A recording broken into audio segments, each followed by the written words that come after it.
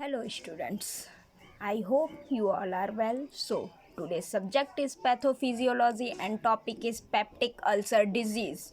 So what is the peptic ulcer? आते हैं introduction पे. Peptic ulcer is a lesions in the lining of the digestive tract, typically in the stomach or duodenum, caused by the digestive action of pepsin and stomach acid. Peptic ulcer क्या होता है? Mucosa में या lining में, digestive tract की lining में या stomach और ड्यूडेनम में क्या होता है? सोर्स हो जाते हैं या आपका घाव हो जाते हैं. वो किस वजह से हो जाते हैं?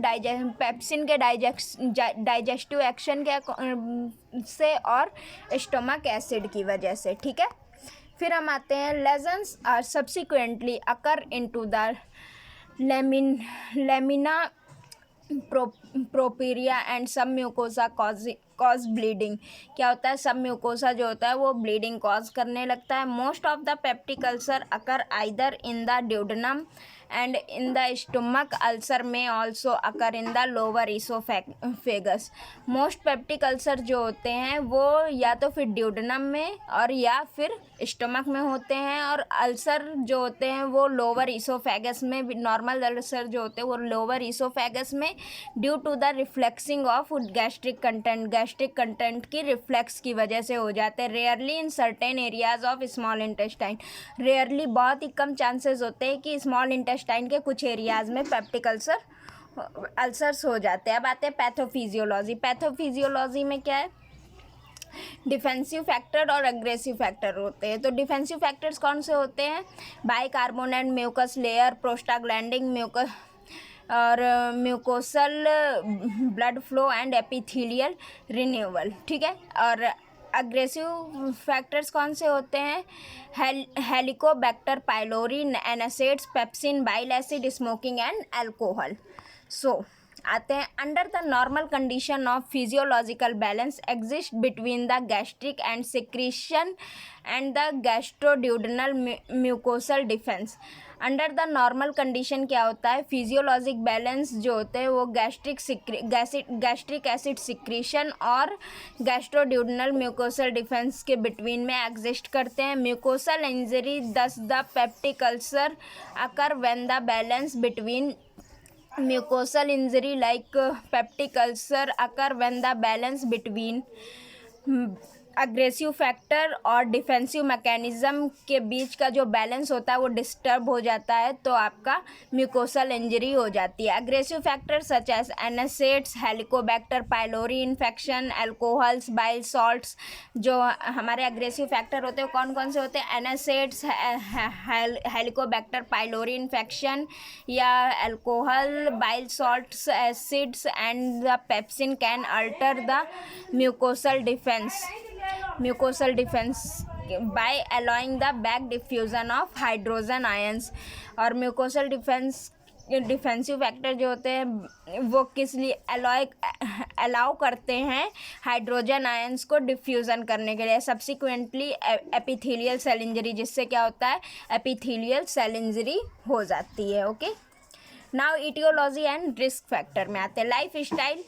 इटियोलॉजी, लाइफ स्टाइल में स्मोकिंग, एसिडिक ड्रिंक्स, मॉडिफिकेशन. ठीक है, फिर एच पाइलोरी इन्फेक्शन में 90% have this bacterium passed from the 90% have this bacterium. ठीक है, फिर क्या है? Passed from the person to person भी पास होता है. एज, किस एज में? ड्यूडेनल में अगर अल्सर होता है तो 30 से 40 की एज में, और ओवर गैस्ट्रिक अल्सर होता है तो 50 की एज में. Gender, duodenal are the increasing the older women.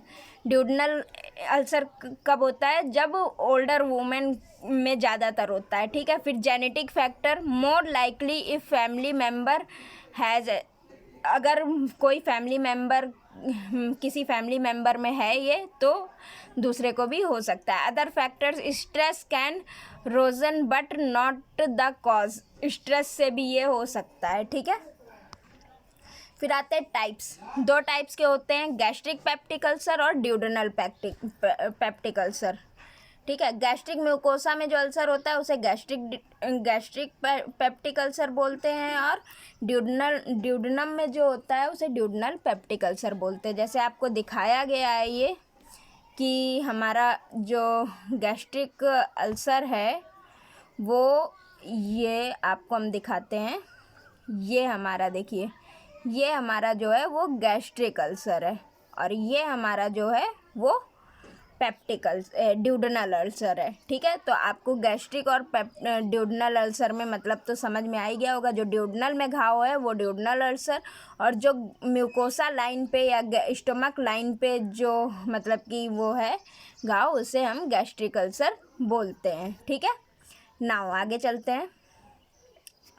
अब आते हैं ड्यूडनल अल्सर और गैस्ट्रिक अल्सर में क्या है। देखिए, ड्यूडनल अल्सर जो होता है उसकी एज 30 से 40 की एज में ये हो सकता है, और गैस्ट्रिक अल्सर 50 से 60 की एज में। सेक्स मोर इन मेल में ज़्यादा होता है ड्यूडनल अल्सर, और गैस्ट्रिक अल्सर जो है वो फीमेल में ज़्यादा होता है। ऑक्यूपेशन स्ट्रेस जॉब की वजह से हो जाता है। गैस्ट्रिक अल्सर भी स्ट्रेस जॉब की वजह से हो जाता है। पेन, इपीगैस्ट्रिक एंड डिस्कम्फर्ट, इपीगैस्ट्रिक या डिस्कम्फर्टेबल पेन होता है, और इसमें क्या है, इपीगैस्ट्रिक इसमें भी होता है। कैन रेडिएट टू बैक, और ये बार बार होता रहता है। ऑनसेट एक्शन क्या है, 2 से 3 hour after eating and midnight, 2 से 3 आवर आफ्टर ईटिंग या मिडनाइट में, और ये इमीडिएटली आफ्टर ईटिंग इमीडिएटली। फिर क्या है, इज बाय हंगर की वजह से हो सकता है ये, और ये ईटिंग की वजह से। ठीक है, फिर आते हैं रिलीव्ड बाय ईटिंग करने से रिलीव हो जाएगा। गैस्ट्रिक अल्सर जो है लेइंग डाउन और वोमिटिंग की वजह से या लेइंग डाउन होने की वजह। ड्यूरेशन 1 से 2 मंथ, और गैस्ट्रिक अल्सर का ड्यूरेशन क्या होता है, few weeks. Vomiting uncommon, duodenal ulcer में बहुत कम वोमिट होती है, लेकिन गैस्ट्रिक अल्सर में वोमिट होती है, कॉमन होता है ये। ठीक है, एपिटाइट, भूख जो है इसमें ड्यूडनल अल्सर में बहुत लगती है, लेकिन गैस्ट्रिक अल्सर में अफेयर टू ईट, आपको कोशिश करनी पड़ेगा। डाइट, ड्यूडनल अल्सर में गुड डाइट होती है। ईट टू रिलीव द पेन से रिलीव करने के लिए ईटिंग करनी पड़ती है। गैस्ट्रिक अल्सर में अवॉइड द फ्राइड फूड्स, क्या होता है, फ्राइड फूड्स जो होते हैं उनको अवॉइड करना होता है। वेट, ड्यूडनल अल्सर में कोई वेट लॉस नहीं होता, लेकिन गैस्ट्रिक अल्सर में वेट लॉस होता है। हिमैटमेसिस क्या है, ड्यूडनल अल्सर में 40%, गैस्ट्रिक अल्सर में 60%। मेलेना, ड्यूडनल अल्सर में 60% एंड गैस्ट्रिक अल्सर में 40%। अब आते हैं investigation and diagnostic test. Investigation कैसे इन्वेस्टिगेट करेंगे कि आपको peptic ulcer. Stool examination for faecal occult blood, stool examination करेंगे फीकल्स का, ऑकुलेट ब्लड तो नहीं आ रहा है, या कंप्लीट ब्लड काउंट करेंगे for decrease in blood cells, कि आपकी ब्लड सेल्स जो हैं वो डिक्रीज तो नहीं हो रही हैं। ठीक है, डायग्नोस्टिक टेस्ट ईसोफैगोगैस्ट्रियोड्यूडनोस्कोपी या ईजीडी बोलते हैं जिसे, लाइक एंडोस्कोपिक प्रोसीजर में क्या करेंगे, विजुलाइज अल्सर क्रिएटर जो है उसे विजुलाइज करेंगे। Ability to take the tissue biopsy to आरो cancer and diagnose Helicobacter pylori, ability करेंगे जो टिश्यू की बायोप्सी है उसको लेने की, और कैंसर को and the diagnose the Helicobacter pylori को डायग्नोज करेंगे। Upper gastrointestinal series like barium swallow कराएंगे। X ray that visualise the structure of the upper GI tract, क्या करेंगे, एक्सरे करेंगे जो क्या करे आपके अपर गैस्ट्रोइंटेस्टाइनल ट्रैक्ट की स्ट्रक्चर को विजुलाइज कर सके। यूरिया ब्रीथ टेस्टिंग में क्या करेंगे, use to detect the Helicobacter pylori को डिटेक्ट करेंगे। Client drink the carbon enriched urea solution, client को जो है वो carbon and enriched urea solution drink कराएंगे। Inhale the carbon dioxide in then measured, carbon dioxide inhale कराएंगे और measure कराएंगे। ठीक है, फिर क्या है, in all patient with the alarming symptom endoscopy is required. क्या होता है, सभी पेशेंट में अलार्मिंग सिम्टम दिखाई देते हैं, like dysphagia, weight loss, vomiting, anorexia, haematemesis और मेलेना। ठीक है, ये सिम्टम दिखाई देते हैं। अब आते हैं complications of peptic ulcer. Peptic ulcer में क्या क्या कॉम्प्लिकेशंस आते हैं, haemorrhage like blood vessel damage as ulcer erodes into the muscles of the stomach और duodenal wall।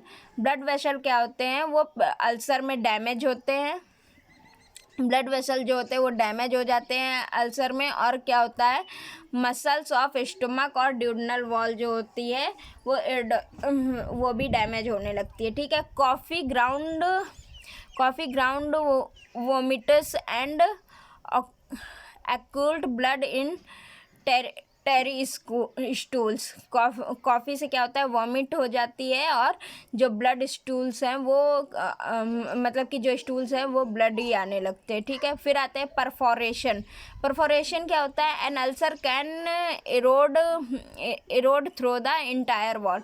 जो अल्सर होता है वो इंटायर वॉल के थ्रू इरोड हो जाता है, या bacteria and partially digest food spill into the peritoneum and peritonitis. क्या होता है, बैक्टीरिया और पार्शियली डाइजेस्ट फूड जो होता है वो स्पिल हो जाता है प्रोटीनियम में। ठीक है, नैरोइंग एंड ऑब्स्ट्रक्शन, इसमें क्या होता है, swelling and scaring the cause of obstruction of the food leaving. Stomach जो होता है वो स्वेल हो जाता है और स्कैरिंग हो जाता है, like stomach is repeated vomiting, bar bar vomit होने की वजह से। ओके, नाउ अब आते हैं मैनेजमेंट, इसको कैसे manage, life style modification, life style को मॉडिफिकेट करके या हाइपोसेक्रेटरी ड्रग थेरेपी से, एच पायलोरी इरेडिकेशन थेरेपी से या सर्जरी से इसे ट्रीट किया जा सकता है। अब आते हैं लाइफ स्टाइल मॉडिफिकेशन, कैसे life style, like discontinue NSAIDs को डिसकंटिन्यू करना है, मतलब कंटिन्यू आप एनएसएड्स नहीं ले सकते हैं। स्मोकिंग सेंसेशन, स्मोकिंग कम करनी है। अल्कोहल सेंसेशन, अल्कोहल भी कम करना है। स्ट्रेस रिडक्शन, स्ट्रेस को भी कम करना है। अब आते हैं हाइपोसेक्रेटरी ड्रग। हाइपोसेक्रेटरी ड्रग में क्या है, प्रोटॉन पंप इनहिबिटर दे सकते हैं, जो क्या करेगी, एसिड प्रोडक्शन को सप्रेस करेगी। H2 रिसेप्टर एंटागोनिस्ट दे सकते हैं। Block histamine stimulate gastric secretion, जो हिस्टामिन को ब्लॉक करेगी और गैस्ट्रिक सिक्रीशन को स्टिमुलेट करेगी। ठीक है, like Pepcid, Axid and Zantac. फिर एंटा एसिड्स दे सकते हैं, जो क्या करेगी, neutralise acid and prevent the formation of pepsin. Acid को न्यूट्रलाइज करेगी और फॉर्मेशन ऑफ पेप्सिन को प्रिवेंट करेगी। Give 2 hour after meals and bed time, इसको क्या कहते हैं, आफ्टर मील्स और बेड टाइम के 2 घंटे बाद देते हैं। ठीक है, फिर प्रोस्टाग्लैंडिन एनालॉग्स दे सकते हैं, जो क्या करेगी, reduce the gastric and acid and enhance mucosal resistance to injury, जो क्या करेगी, गैस्ट्रिक एसिड को रिड्यूस करेगी और म्यूकोसल रेजिस्टेंट ऑफ इंजरी को इन्हेंस करेगी। ठीक है, फिर आते हैं mucosal barrier fortifiers from the protective coat की तरह से दे सकते हैं। ठीक है, एच पायलोरी इरिडेशन थेरेपी, इसमें क्या होगा, ये ट्रिपल थेरेपी होती है, लाइक प्रोटॉन पंप इनहिबिटर देंगे, फिर 2 एंटीबायोटिक्स देंगे, लाइक मेट्रोनिडाजोल या क्लेरीथ्रोम्बोमाइसिन या क्लेरीथ्रोमाइसिन एंड एमॉक्सिसिलिन, ये ड्रग्स दे सकते हैं। ठीक है, फिर उसके बाद आते हैं सर्जिकल ट्रीटमेंट। सर्जिकल ट्रीटमेंट कैसे करेंगे, indication failure of the medical treatment, अगर मेडिकल ट्रीटमेंट फेलियर हो जाता है तब। डेवलपमेंट ऑफ कॉम्प्लिकेशन ज़्यादा हो जाते हैं तब। High level of gastric secretion का लेवल जो है वो हाई हो जाए। And combined the duodenal and gastric ulcer, duodenal और गैस्ट्रिक अल्सर अगर कंबाइंड हो जाए तब इसे दे सकते हैं। इसका प्रिंसिपल क्या होता है, reduce acid and pepsin secretion और एसिड सिक्रीशन को वो रिड्यूस अब आते हैं types of surgical procedure. Surgical procedure के टाइप में लाइक गैस्ट्रोइंट्रोस्टोमी।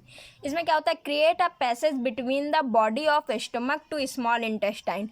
स्मॉल इंटेस्टाइन और स्टमक के बीच में एक पैसेज क्रिएट करते हैं जो allows the regulation of alkaline, जो कि रेगुलेशन ऑफ एल्कलाइन ड्यूडनल को अलाउ करता है and duodenal content into the stomach, duodenal content को स्टमक में, ठीक है। Keep acid away from the ulcerated area, acid को अल्सरेटेड एरिया में रखते हैं, ठीक है।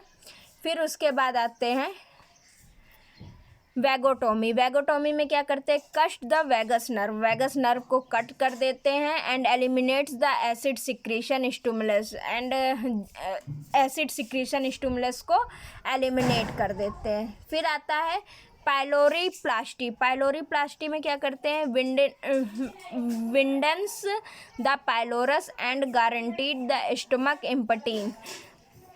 पाइलोरस और stomach emptying stomach widens and pylorus, विंडस the pylorus and guaranteed the stomach emptying when without vagus nerve stimulation. क्या होगा, जो मतलब कि पाइलोरस है उसमें एक विंड टाइप का बना देंगे, जिससे क्या होगा, वो वेगस नर्व जो है वो स्टिमुलेट हो जाएगी और मतलब कि जो एसिड सिक्रीशन है वो बाहर निकल जाएगा, ठीक है। फिर आते हैं एंट्रेक्टोमी। एंट्रेक्टोमी में क्या है, lower the half of stomach make most of the acid. जो हाफ ऑफ स्टमक होता है, लोअर हाफ ऑफ स्टमक होता है, वो बहुत ज़्यादा एसिड बनाता है, तो रिमूविंग दिस पोर्शन, इस पोर्शन को रिमूव कर देंगे, डिक्रीज द एसिड प्रोडक्शन, जिससे कि एसिड प्रोडक्शन डिक्रीज हो जाएगा। फिर क्या है, सब टोटल गैस्ट्रेक्टोमी। इसमें क्या करेंगे, रिमूव द 1/2 और 2/3 ऑफ स्टमक, स्टमक का 1/2 या 2/3 रिमूव कर देंगे। Reminders must be attached to the rest of bowel, ठीक है, बावल। ये क्या है, बेलरोथ 1 या बिलरोथ 2। बिलरोथ 1 में क्या है, distal portion of the stomach is remove, जैसे कि फिगर में दिखाया गया, स्टमक का डिस्टल पोर्शन जो है वो रिमूव कर दिया जाता है, ठीक है। And the remainder is anastomosed to the duodenum, और रिमाइंडर जो है वो ड्यूडनम में लगा दिया जाता है, ठीक है। फिर बिलरोथ 2 में the lower portion of stomach is removed, जो मतलब कि लोअर पोर्शन होता है स्टमक का, उससे रिमूव कर दिया जाता है। And the remainder in and most of the jejunum, और जेजनम में रिमाइंडर सेट कर दिया जाता है, ठीक है। फिर आता है postoperative care, NG tube care and management, NG tube care and management and monitor for the post operative complication, और मॉनिटर करते पोस्ट ऑपरेटिव। अब आते हैं पोस्ट ऑपरेटिव कॉम्प्लिकेशंस कौन कौन से होते हैं, लाइक ब्लीडिंग हो गया, ड्यूडनल स्टम्प लीक हो गया, गैस्ट्रिक रिटेंशन हो गया, या डंपिंग सिंड्रोम हो गया, एनीमिया हो गया, ठीक है। लाइक ब्लीडिंग में क्या है, अकर एट द अनास्टोमोसाइट्स और first 24 our and post operation days 4 to 7, ठीक है। ड्यूडनल स्टम में क्या है, बिलरोथ 2, सीवियर एब्डोमिनल पेन हो सकता है, bile stained drained on the dressing, ठीक है। गैस्ट्रिक रिटेंशन में क्या है, will need to put NG tube back in, ठीक। फिर डंपिंग सिंड्रोम में क्या है, डंपिंग सिंड्रोम में क्या है आपका, prevalent with the subtotal gastrointestinal early 30 minutes after meals like vertigo, tachycardia, syncope, sweating, pallor, ठीक है। एनीमिया में क्या है, rapid gastric emptying, decrease the absorption of iron, ठीक है। ये हो गया आपका पोस्ट ऑपरेटिव कॉम्प्लिकेशन। फिर उसके बाद अब थैंक यू।